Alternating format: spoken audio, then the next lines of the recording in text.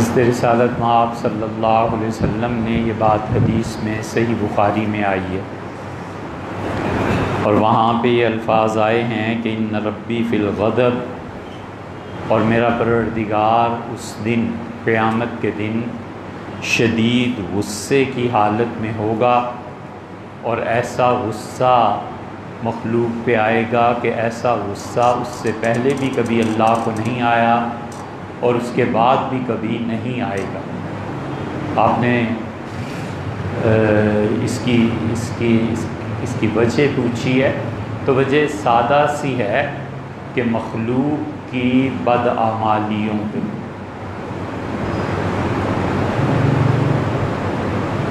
نافرمانی پہ، شرک پہ، اللہ کو گالیاں دینے پہ۔ اللہ کو گالیاں دو طرح کے لوگ دیتے ہیں۔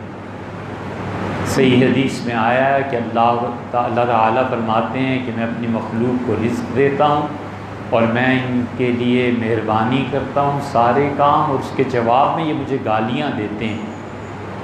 تو عرض کیا گیا کہ اللہ تعالیٰ کو کیسے گالیاں دیتے ہیں، تو فرمایا گیا کہ یہ جو اللہ کے انعامات کو غیر کی طرف منسوب کرتے ہیں، یہ اللہ کو گالیاں دینا۔ اللہ تعالیٰ نے اولاد دی، اب وہ کہتا ہے کہ اولاد مجھے فلاں نے دی، اور اللہ تعالیٰ نے رزق میں وسعت عنایت فرمائی، اور یہ کہتا ہے کہ یہ فلاں کی وجہ سے ہے، تو یہ گالی ہے۔ اور دوسری قسم کے وہ لوگ ہیں جن کی روح میں اعتراض بیٹھ جاتا ہے، تو ہر وہ جبر جو تقدیراً انسانوں پر مسلط کیا جاتا ہے، اس جبر کے جواب میں اللہ کو گالی دیتے ہیں۔ جبر دو طرح کا ہوتا ہے، ایک جبر ہے جو انسانوں کے اختیار سے ہوتا ہے، اور ایک جبر ہے جو اللہ کی طرف سے ہوتا ہے۔ انسان کی فطرت میں یہ بات شامل ہے کہ آزاد رہے اور جبر کے خلاف جدوجہد کرتا رہے۔ فطرت کا جبر ہے کہ رات پیدا کی، انسان نے اس کے خلاف لڑائی کی اور چراغ بنا لیا۔ فطرت نے جبر کیا کہ انسان ننگ دھڑنگ رہے، انسان نے اس میں محنت کی اور لباس بنائے۔ فطرت نے جبر کیا کہ انسان بغیر ذبح کے رہے، جانوروں کا گوشت نہ کھائے۔ انسان نے محنت کی، ہمت کی، اور خود خدا سے تقاضا کیا کہ آپ اس قانون کو بدلیں، اور اللہ تعالیٰ نے بدلا۔ تو جبر کی قسمیں ہیں، جو اللہ کی طرف سے جبر ہوتا ہے تقدیر میں نافذ ہو جاتا ہے۔ مثلا ظالم حکمران مسلط ہو گئے، مثلا زلزلہ آ گیا، مثلا رزق تنگ پڑ گیا، مثلا ایک کام نے ہونا تھا اور اس کے کر دیا اور نتائج مرتب نہیں ہوئے۔ متواتر محنت اور مسلسل نتائج میں ناکامی، مسلسل محنت اور نتائج میں متواتر ناکامی، پوری جد و جہد، سال ہا سال اور سال ہا سال اس کے نتائج بربادی، یہ جبر ہے تقدیر کا۔ تو جن لوگوں کی طبیعت اعتراضات پہ ہوتی ہے نا مبنی، جب یہ جبر ان پہ نافذ ہوتا ہے تو اللہ کو گالیاں دیتے ہیں۔ یہ وہ چیز ہے جو آپ نے فرمائی ہے، اس پہ اللہ کو غصہ آئے گا نا۔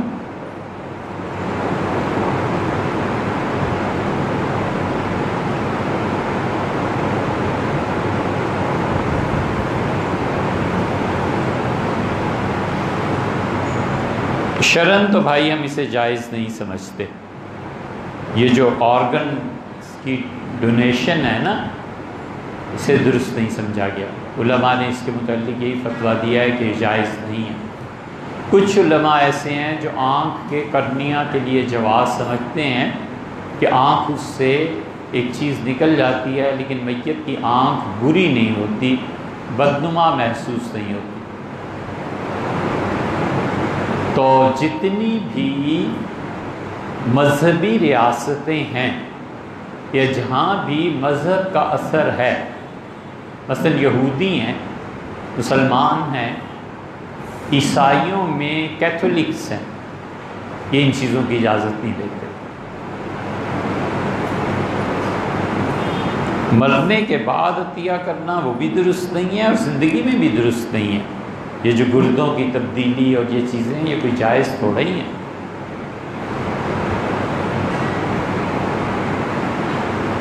طائر لاہوتی کون ہے؟ ایسا پرندہ، یہ دیکھیں مجھے سیاست کی طرف کھینچ رہے ہیں، ایسا پرندہ جو عالم لاہوت میں پرواز ہو، جس کی ناسوت، لاہوت، یہ دنیاؤں کے نام ہیں نا، آپ آسانی سے یہ سمجھ لیں کہ ایسا آدمی کہ انتہائی کرپشن بھی کر لے تو بھی پیٹ نہیں بھرتا، کرپشن کا ہر ریکارڈ توڑ دے اور پھر بھی اس کو تمنا ہو کہ میرے پاس اور پیسے آ جائیں، ان کا نام دریافت کرنا ہو تو نماز کے بعد ان سے رجوع کریں۔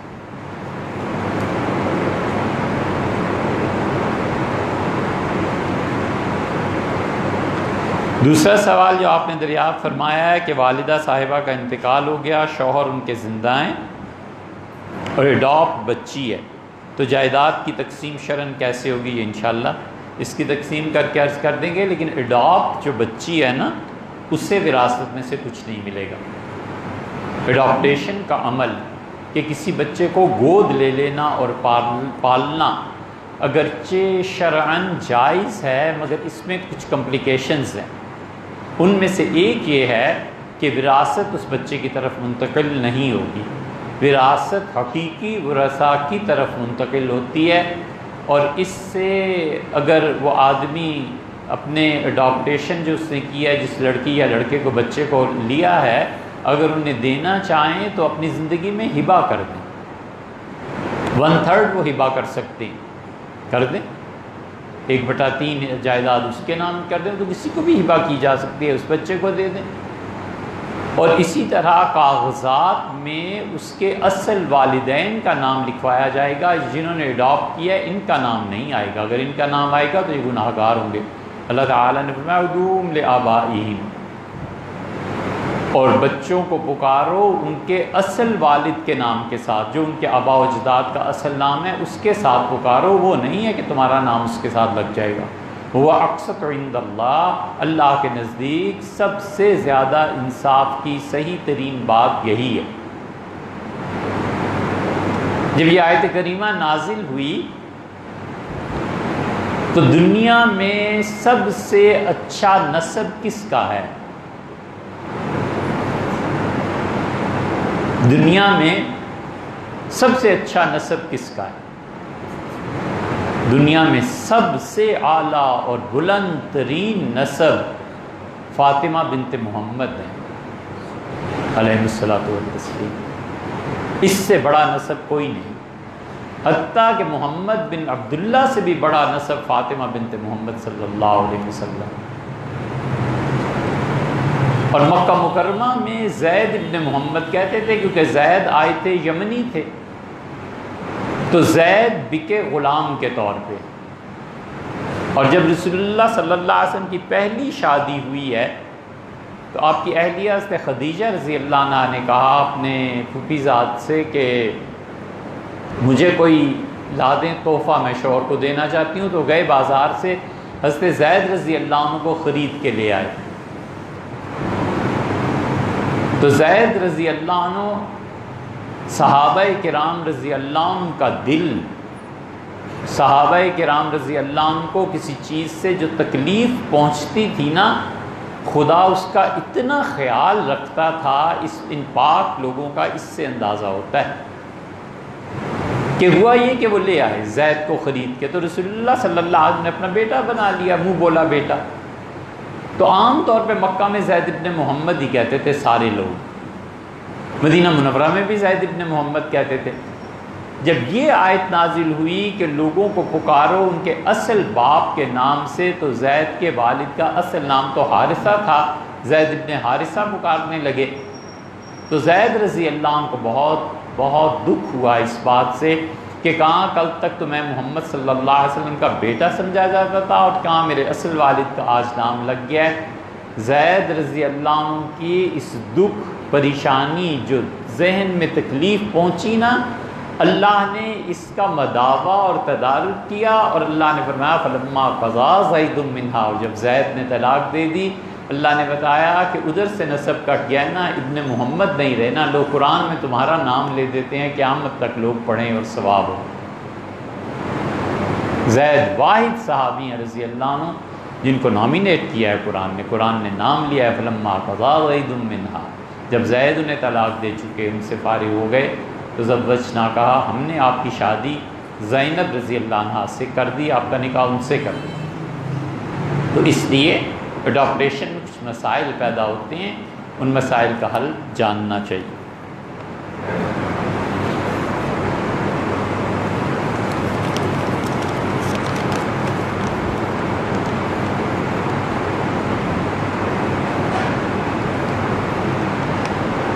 میت کے اعلان کے دوران کہا جاتا ہے رضائے الہی سے وفات پا گئے، قضائے الہی سے وفات پا گئے، دونوں ہی جملے درست ہیں، اس میں کیا جھگڑنا ہے؟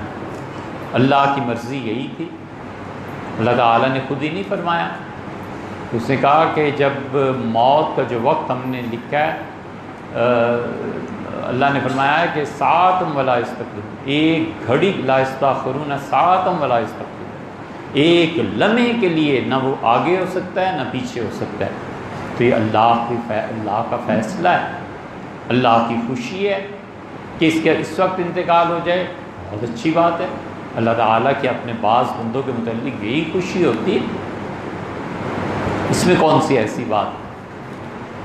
لوگوں کو دو چیزوں میں ہمیشہ ہی شکایت رہتی ہے، ایک اس میں کہ شادی لیٹ ہوئی اور ایک اس میں کہ وقت سے پہلے مر رہا ہوں۔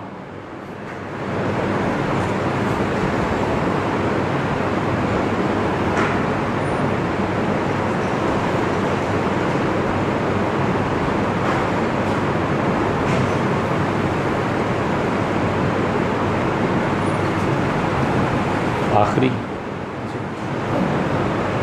ایک غیر مسلم کا سوال ہے جس کو میں مطمئن نہیں کر سکا۔ انہوں نے سوال کیا ہے کہ آپ کا اللہ کیسا دکھتا ہے؟ اگر آپ کو نہیں پتا تو پھر آپ نماز میں کس کو اپنے سامنے دیکھتے ہیں؟ آپ کو نماز میں کون دکھائی دیتا ہے؟ اگر آپ کچھ تصور کرتے ہیں تو کیا اللہ کا تصور ہے؟ جبکہ آپ کہتے ہیں کہ وہ حقیقت ہے۔ یہ تو کچھ بھی نہیں یار، یہ جو سوالات ہمیں آ رہے ہیں نا، اور جو سوالات آج کل میڈیا میں گردش کر رہے ہیں، یہ ہمیں ہمارے بڑے اچھے دوست ہیں حافظ ادریس صاحب، انہوں نے بھیجے ہیں، اور ان کے علاوہ بھی کئی لوگوں نے بھیجے ہیں۔ آپ کو وہ بھی سوالات سنائیں اور آپ ان کے جوابات بھی تلاش کر کے لائیے تاکہ ہمارے علم میں بھی اضافہ ہو اور سہولت رہے۔ یہ جو اپنے اپنے کام چھوڑ دیے ہیں نا اور دوسروں کے میدانوں میں کود پڑے ہیں، امت کے زوال کے اسباب میں سے ایک سبب یہ ہے کہ جن کا کام لکھنا پڑھنا تھا وہ سیاست میں گھس گئے، جن کا کام سیاست تھا وہ زمینوں کے کاروبار میں لگ گئے، جن کا کام انجینئرنگ اور لوگوں کے لیے نقشے بنانا اور یہ چیزیں تھیں، انہوں نے کہیں اور جا کے جابز کر لیں۔ یہ سارے اپنے فیلڈز بدل بدل کے جو ادھر ادھر ہوئے ہیں نا، یہ سب تباہیاں اسی کی۔ اسی لیے ہمارے ہاں مولویوں نے جو پڑھنا چھوڑ دیا ہے نا، اور وہ یہ سمجھتے ہیں کہ دنیا بس وہی ہے جو وہ دیکھتے ہیں، یہ ایسے نہیں ہے۔ یہ جو اگلی نسلیں ہماری آ رہی ہیں نا، اللہ نہ کرے اب یہ جو نسل ہے جس کا ہمارے ساتھ واسطہ پڑتا ہے، یہ دل سے دین کو قبول نہیں کیے ہوئے،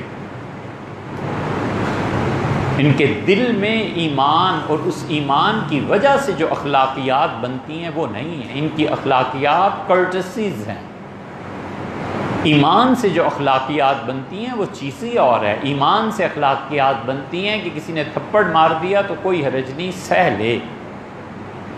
ایمان کی بنیاد پہ جو اخلاقیات بنتی ہیں نا، جب وہ دوسرا کہتا ہے کہ تم جھوٹے ہو تو غور کرتا ہے کہ میں جھوٹا ہوں یا نہیں، اگر میں نہیں ہوں تو خوش ہوتا ہے اور پھر جھوٹ کے الزام کو اللہ کے حوالے کر دیتا ہے۔ یہ ایمان کی اخلاقیات۔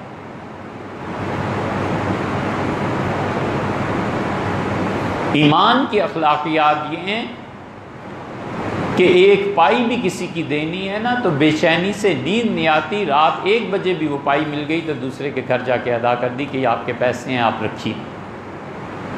یہ سب ایمان کے تقاضے ہیں، اور ہماری آئندہ نسلوں میں یہ جس سے ہمیں واسطہ پڑ رہا ہے، ان کے اخلاقیات صرف رکھ رکھاؤ رہ گیا ہے، کرٹسی رہ گئی ہے، وہ بھی جب چاہا یوز کر لی، جب کرٹسی میں وہ چیز نہیں ہے تو نہ صحیح۔ گالی دینی ہوئی تو گالی دے لی، تعریف سے کام چلنا ہو تو تعریف کر لیا، خوشامد وہ بھی بڑی اچھی چیز ہے۔ حق بات کو، سچی بات کو کڑواہٹ کے ساتھ کہنا یہ ایمان تھوڑا ہی ہے۔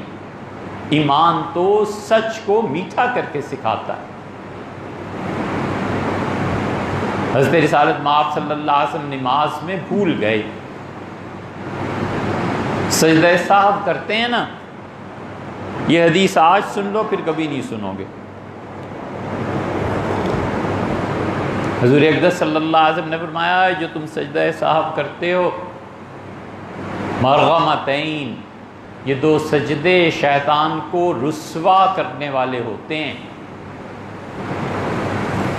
یعنی بندہ یہ اعتراف کرتا ہے کہ اللہ میں آپ کا بندہ بھول گیا ہوں، نہ بھولنا یہ تیرا ہی وصف ہے، مجھ سے غلطی ہو گئی ہے اور میں غلطی کے اعتراف میں 2 سجدے مزید کر رہا ہوں تاکہ آپ مجھے میری غلطی کو معاف فرما دیں۔ شیطان نے بھلا دیا تھا، جب پلٹ گئی غلطی، واپس ہو گئی تو اس پہ وہ ذلیل ہوتا ہے، رسوا ہوتا ہے۔ یہ حدیث کبھی نہیں سنی ہوگی، اس لیے ہم کہتے ہیں پڑھو، علم حاصل کرو۔ تعلیم کے علاوہ دین اور دنیا دونوں برباد کیے بیٹھے ہیں مسلمان۔ 4، 5، 6 صدی تک جو نفع اللہ نے اس امت کے ذریعے دیا اب وہ نہیں رہا۔ ہم پچھلے 700-800 سال سے علم سے ہٹے ہوئے ہیں، کسی طرح یہ دھارا پھرے اور شاید 200 سال لگ جائیں۔ وہ علم اور پھر ایمان، اور ایمان کی بنیاد پر جب اخلاقیات آتی ہیں تو سچ میٹھا ہوتا ہے، سچ بولتا ہے میٹھا۔ کیسے؟ حضرت رسالت پناہ صلی اللہ علیہ وسلم نماز میں 3 رکعتیں پڑھا دیں اور سلام پھیر دیا۔ ایک صحابی رضی اللہ عنہ نماز کے بعد آپ مسجد نبوی سے تشریف لے جا رہے تھے اور اس کے بڑے لمبے ہاتھ تھے، اس کے بازو گھٹنوں تک پہنچتے تھے، اتنے لمبے، اس لیے حدیث میں ان کا نام ہے ذی الیدین، ہاتھوں والا، یعنی اس کے غیر معمولی ہاتھ ہوں۔ تو انہوں نے کہا اللہ کے رسول انسیت ام قصرت الصلاۃ، اللہ کے رسول جناب والا آج بھول گئے نماز میں یا نماز اللہ نے آدھی کر دی ہے؟ تو حضور صلی اللہ علیہ وسلم ما نسیت و ما قصرت الصلاۃ، نہ میں بھولا ہوں ورنہ نماز آدھی۔ ان کا حضرت آج نماز ایسے پڑھائی ہے۔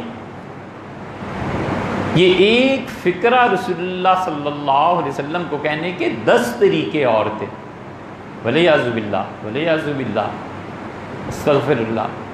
یہ بھی کہا جا سکتا تھا کہ نماز نہیں پڑھانی آتی تو کس نے کہا آگے کھڑے ہو جایا کریں؟ آپ کو اپنے فرائض کا نہیں پتہ؟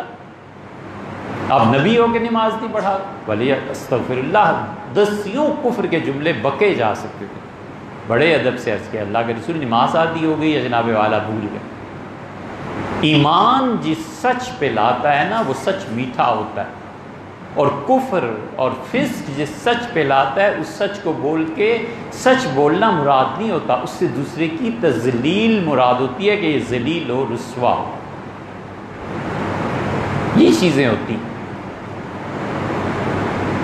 اس لیے یہ جو اب ہم اخلاقیات دیکھتے ہیں نا، یہ اخلاقیات وہ نہیں ہیں جو ایمان سے پھوٹتی ہیں، یہ تو کرٹسی ہے۔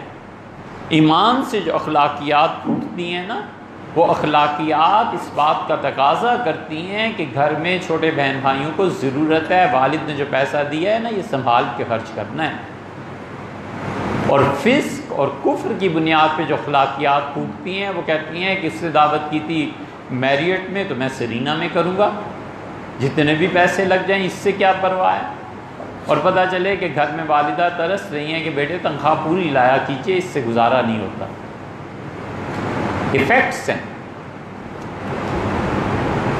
اس لیے یہ جو اگلی نسلیں آئیں گی نا وہ عین ممکن ہے کہ برملا کہیں کہ ایمان اور اسلام ہم نہیں مانتے، یار اس سوال کا جواب لے کے آؤ۔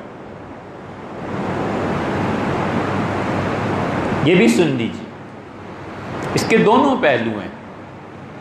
ایک پہلو تو یہ ہے کہ جو بھی ہمیں سنے وہ اس پہ اعتراض کریں کہ لوگوں کو نہیں پتہ تھا، کیا ضرورت تھی بتانے کی، اور ہم اس لیے بتا رہے ہیں کہ یہی اعتراضات اگر آپ کافروں کی زبان سے سنیں گے تو چڑھیں گے۔ ہم آپ کو سنا رہے ہیں تاکہ آپ کو پتہ چلے کہ دنیا اس بند گنبد کا نام نہیں ہے۔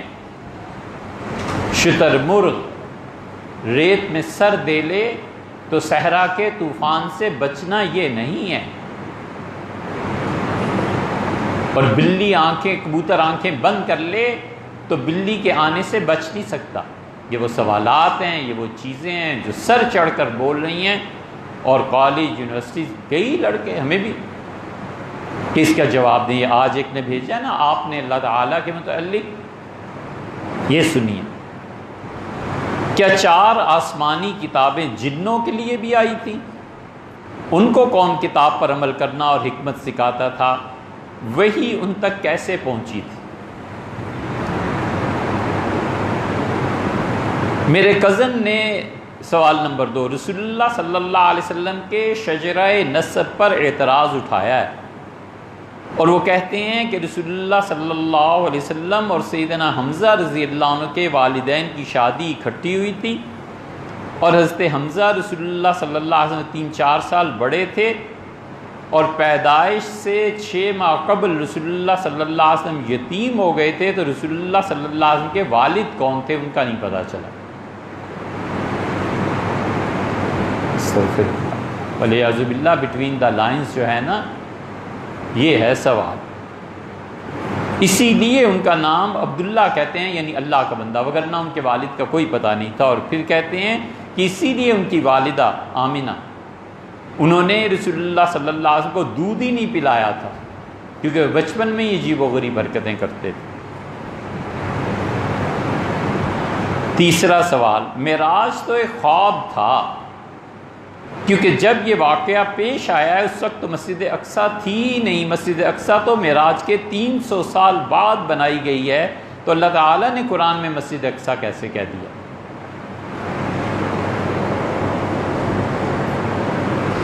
ہلتا ہے ایمان یا نہیں؟ یہ قرآن پہ ہے تنقید، لے آنا اس کا جواب۔ I can give you the details of it۔ سورہ قمر، اس کی کچھ آیات عربوں کے ایک شاعر نے پہلے ہی سے کہی تھی۔ میرے کزن کہتے ہیں کہ آپ کہتے ہیں قرآن کی کوئی ایک آیت بنا نہیں سکتا، اور مثال کے طور پر یہ اشعار ہیں جو زمانہ جاہلیت میں کہے گئے اور پھر چرا کے اسے سورہ قمر میں داخل کر دیا گیا۔ ہم 1000 بار اللہ کی پناہ مانگتے ہیں اور استغفار کرتے ہیں، جواب لاؤ یار۔ مغربی معاشرے میں طلاق کے وقت تمام جائیداد آدھی آدھی دونوں فریق آپس میں تقسیم کر لیتے ہیں، اور پھر زندگی دونوں کی شروع ہو جاتی ہے۔ اور اسلام میں 3 طلاق کے بعد The following is from my cousin. I don't know how to reply because I don't have knowledge. For example، اور اس کے بعد جو اس نے لکھا ہے نا، حضرت صفیہ رضی اللہ عنہ ام المومنین رضی اللہ عنہ کی شادی پہ اعتراض کیا ہے کہ ام المومنین صفیہ رضی اللہ عنہ سے رسول اللہ صلی اللہ علیہ وسلم شادی کر کیسے لی تھی۔ یہ اتنی بری چیز ہے، ہماری ہمت نہیں کہ اسے سنا۔ اگلا سوال، کیا رسول اللہ صلی اللہ علیہ وسلم کو ان کے چچا نے اپنی بیٹی کا رشتہ اس لیے نہیں دیا تھا کہ وہ کوئی کام نہیں کرتے تھے؟ آخری سوال، کیا رسول اللہ صلی اللہ علیہ وسلم ایک امیر خاندان سے تھے؟ یہ سوالات ہیں سارے، اور یہ گردش کر رہے ہیں، کئی لوگوں نے سینڈ کیے کہ آپ اس کا جواب دیں، اور ان میں بہت سی چیزیں ایسی ہیں جو مستشرقین نے لکھی ہیں۔ انہوں نے اپنی کتابوں میں یہ پہلے سے اعتراضات کیے تھے۔ ام المومنین حضرت صفیہ رضی اللہ عنہ کی شادی کا مسئلہ آج نہیں، یہ پچھلے 200 سال سے انڈر ڈسکشن۔ سید سلیمان ندوی رحمۃ اللہ علیہ نے بڑی اچھی ایک کتاب لکھی ہے، مستشرقین کے اعتراضات اور ان کے جوابات۔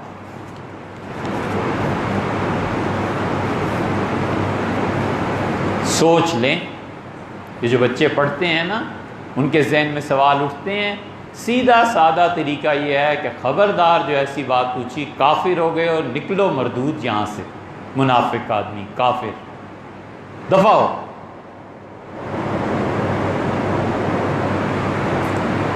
حضور صلی اللہ علیہ وسلم اعتراض کرتا ہے، مارو اسے، گستاخ رسول، مقدمہ کراؤ، سیدھا سادہ جواب۔ مگر میاں اب یہ نہیں چلتا، وہ دنیا لد گئی جس میں ایسے جواب چلتے تھے۔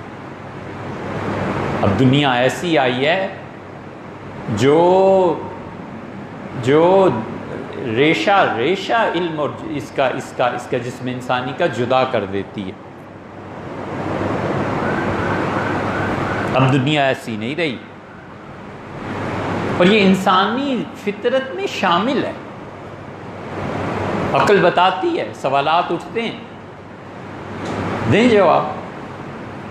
اور اس کے جواب کس کے ذمے بنتا ہے؟ کسی ڈاکٹر کے ذمے، کسی انجینئر کے ذمے، کسی فوجی آفیسر کے ذمے؟ اس کا جواب علماء کے ذمے بنتا ہے، جو دعویٰ کرتے ہیں کہ انہوں نے اپنی پوری زندگی اللہ کے لیے لگا دی ہے، اور جو خدا کے نائب اپنے آپ کو کہلاتے ہیں، یہ ان کو جوابات دینے ہیں اور کسی کو نہیں۔ ہم کسی ڈاکٹر سے پوچھیں چلے جائیں کہ ڈاکٹر صاحب آپ بتائیے میرا سوٹ ہے اور یوں سلوانا ہے اور کتنا کپڑا لگے گا، تو ڈاکٹر کہے گا کہ جناب آپ ماسٹر صاحب کے پاس جائیے، میرے پاس اس سوال کا کیا جواب۔ حالات اتنے سنگین ہیں، آپ ان سوالات میں سے کوئی سوال اٹھا لیں، 2-4، اور اسلام آباد کے جتنے علماء ہیں نا جا کے پوچھیں، اور اگر آپ کو جواب نہ ملے تو پھر آپ سوچیں ہم اپنے بچوں کو، اپنی اولادوں کو، اپنے ذہین لوگوں کو جو مدرسوں میں نہیں پڑھا رہے نا، اس دین بچے گا کیسے؟ ہمارے سارے بچے اسکول، کالج، یونیورسٹی، یہ وہ ادھر جا رہے ہیں، یہ کون پڑھے گا؟ اور کون؟ سیرت کتنوں نے پڑھی ہے؟ یہ سارے سیرت کے سوالات ہیں۔ ہم اگر رسول اللہ صلی اللہ علیہ وسلم کی عزت، احترام، اس کی حفاظت نہیں کر سکتے تو کون سی امت کرے گی؟ اور اگر ہمیں کرنی ہے تو ہمیں اپنی اولاد میں سے کسی کو تو دین پڑھانا چاہیے نا۔ اور وہ دیندار مولوی عالم دین جو اپنے باپ کے گھر سے کھاتا ہے نا اور مسجد سے تنخواہ نہیں لیتا، اس کو دنیا کی کوئی طاقت پھر روک بھی نہیں سکتی۔ اللہ کا شکر ہے جو لوگ دھڑلے سے بات کرتے ہیں، انہیں پتہ ہوتا ہے نہ ہمیں کوئی عہدہ لینا ہے، نہ ہمیں کسی کی ووٹ لینی ہے، نہ پیسہ لینا ہے، مرنا ہے، اللہ کو جواب دینا ہے، تو مجھے کیا ضرورت ہے یار خام خواہ فضول باتیں کہنے۔ یہ ہم سب کے لیے لمحہ فکریہ ہوتا زمانہ شیخ ابن تیمیہ کا، اور زمانہ ہوتا ابن حجر اسقلانی رحمۃ اللہ علیہ کا، کتابوں کی کتابیں لکھ دیتے ان اعتراضات پہ اور سوال اور جواب پہ۔ اتنے بڑے لوگ تھے وہ سارے، امت میں سب گم ہو گیا، رہی صحیح پونجی لٹا دی ہے اس نظام تعلیم نے۔ ایک ایک شہر میں 20 نصاب تعلیم ہیں، کیا کریں، کہاں جائیں؟ کاش کوئی آدمی ایک کام کر لیتا، کاش کوئی آدمی ایک کام کر لیتا، حضور اقدس صلی اللہ علیہ وسلم کی سیرت طیبہ لکھ دیتا، ہم اسے بتاتے یہ اعتراض ہے، جاؤ اور اس کا جواب لے کے آؤ۔ یہ وہ چیز تھی جس نے سر سید کو اٹھایا تھا، اور سر سید علی گڑھ چھوڑ کے انگلینڈ چلے گئے اور خطبات احمدیہ انہوں نے وہاں لکھی۔ یہ معراج والا جو سوال ہے نا کہ مسجد اقصیٰ تو 300 سال بعد بنی تھی، اس وقت مسجد اقصیٰ کہاں تھی جناب؟ تمہارا قرآن کو کہتا ہے کہ للمسجد الاقصیٰ، مسجد اقصیٰ لے گئے تو مسجد اقصیٰ کا تو وجود ہی نہیں تھا۔ سر سید نے اس اعتراض سے بچنے کے لیے اس کا انکار کر دیا ہے کہ معراج کا واقعہ ہوا تھا۔ سر سید نے لکھا ہے معراج ایک خواب تھا بس۔ کیا کرتے؟ جواب دیتے؟ انشاءاللہ ہم جواب دیں گے، ہم عرض کریں گے کہ سر سید نہیں پہنچ سکے۔ یہی چیز جو اس کے کزن نے لکھی ہے نا کہ معراج کا واقعہ ہوا ہی نہیں، ہم کہتے ہیں معراج کو بالکل نہ ماننا یہ کفر ہے۔ اللہ نے 2 جگہ اس کا ذکر، کم سے کم ایک جگہ ذکر کیا۔ اللہ تعالیٰ نے فرمایا ہے کہ سبحان الذی اسریٰ بعبدہ، اور دوسرا آدمی جس کو اس قسم کے سوالات نے تنگ کیا اور اس بندے نے زندگی لگا دی، خدا روشن رکھے اس کی قبر۔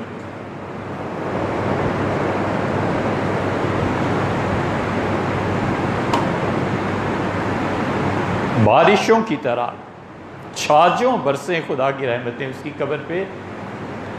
اس نے اتنا کچھ لکھا ہے کہ اس کی جب اعتراضات جوابات پڑھے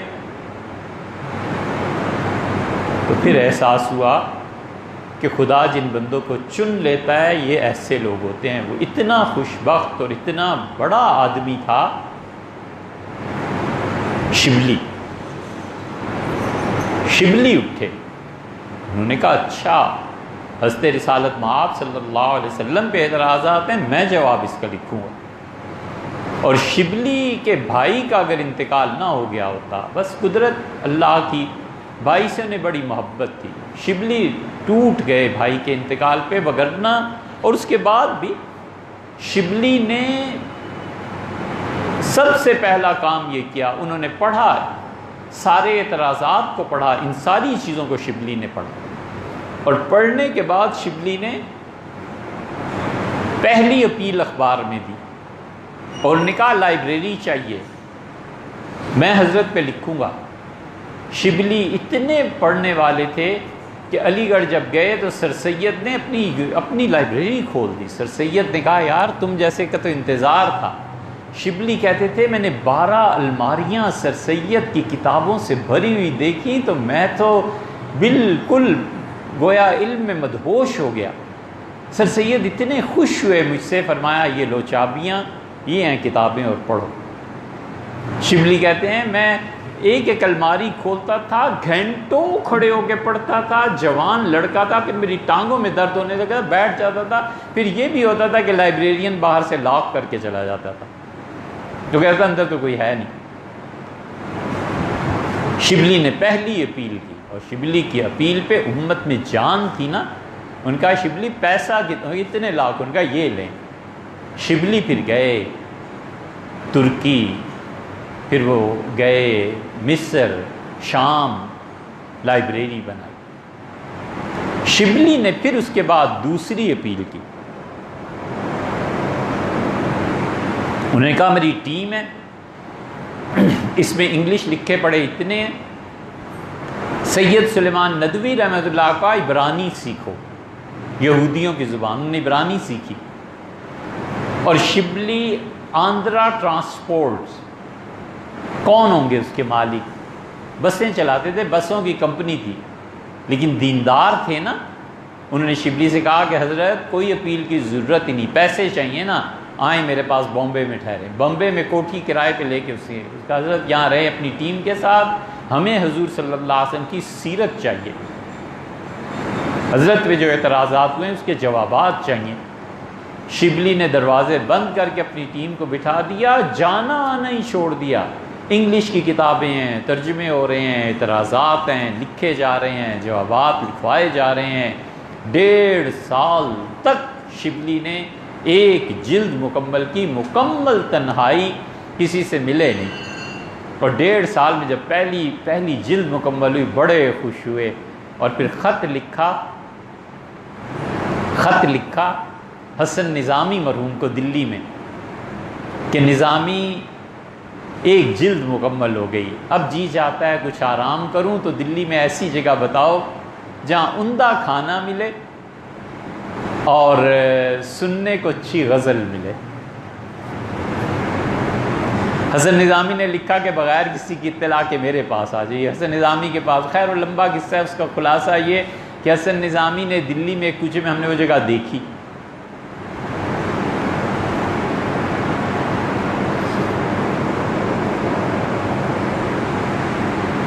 جس جگہ شبلی پاؤں رکھتے تھے ہم نے چوما اس جگہ کو، ہم ان کی پاؤں کی خاک ہوتے بخشے جاتے۔ شبلی اتنے بڑے آدمی تھے، انہوں نے کہا حضرت یہ کمرہ ہے، یہ واش روم ہے، 2 کمرے ہیں، بس آرام سے رہیے۔ اور ایک ہندو تھا، اس کو کہا کہ کھانا، انہوں نے کہا کھانا میں خود آ کے کھایا کروں گا۔ اور پھر حسن نظامی نے کہا کہ ہماری ایک مریدہ ہے، بہت اچھا گاتی ہے، غزل اس سے سنوائیں گے، آپ کو لے چلیں گے۔ شبلی نے کہا اس داڑھی انگلیے کے ساتھ ہم جائیں گے؟ وہ حضرت غزل سنیے، آپ چھوڑیے باقی باتوں کو۔ شبلی نے رومال لپیٹا، چلے گئے، اس سے کہا وہ غزل گاؤ حافظ کی، اسے حافظ کی غزل گائی، کوئی ساز آواز نہیں، اچھی آواز میں جیسے بچیاں یا بچے نعت یا کوئی چیز پڑھتے ہیں۔ شبلی کہتے تھے دل و دماغ تازہ ہو گئے۔ 1.5 مہینے کے بعد وہ گئے، پھر جا کر دوسری جلد شروع کی، پھر اللہ کی طرف سے تھا، وفات ہو۔ یہ ایسے ہی نہیں ہے۔ اب 1914 میں انتقال ہوا تھا شبلی کا، 2014 آ گئی، 100 سال میں کوئی ایک آدمی مجھے بتاؤ انگلی رکھ کے کہ اس امت نے ایک آدمی یہ ایسا پیدا کیا ہے جس سے سیرت لکھی، کدھر ہے؟ ایک کام کرے کوئی زندگی میں حضور صلی اللہ علیہ وسلم کی ایک سیرت طیبہ کوئی ان اعتراضات کے جوابات میں مرتب کر دے، حضرت رسالت پناہ صلی اللہ علیہ وسلم شفاعت نہ فرمائیں تو پھر کیا ہے؟ یہ تو باتیں ہی ایسی۔ اچھا بھئی وقت تو زیادہ ہو گیا، اللہ تعالیٰ کیسے دکھتا ہے؟ چلو اس کا جواب آئندہ بات کریں۔ اور بھی کچھ سوال؟ کوئی ایک دے دیجیے چھوٹا سا۔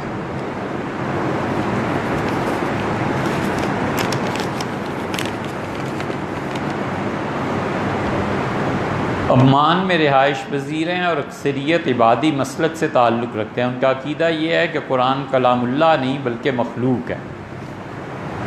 یہ بھی لمبی بات ہے بھائی، آئندہ سے انشاءاللہ۔